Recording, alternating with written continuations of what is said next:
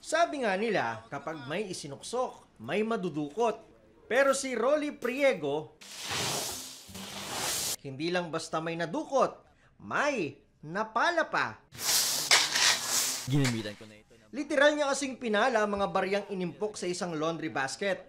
Paglilinaw niya, hindi ito matagalang pag-iipon. 2 buwan lang niya itong kita mula sa PisoNet o yung mga computer na hinuhulugan ng piso para makapag-internet at iba pa mga vendo machine.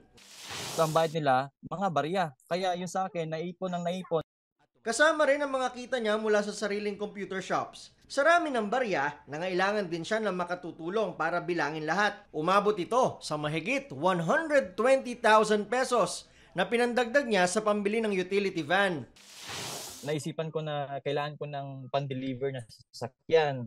So, naisipan ko rin na ipapapalit ko na itong mga barya para makabili na ako ng sasakyan. Which is, andito ako ngayon, nagdi-deliver dito sa Nueva Ecija. Dagdag ni Rolly, 2 beses na itong nagamit niya ang mga inipong barya para makabili ng sasakyan. Dati nang sinabi ng Bangko Sentral ng Pilipinas na hindi hinihikayat ang pag-hoard o pagtatago ng malaking halaga ng barya dahil makaapekto sa sirkulasyon ng salapi. Alam naman daw yan ni Rolly, kaya agad din daw niya itong ibinibili. Pero iba pa rin daw ang napapala kung ugali na ang pag-iimpok.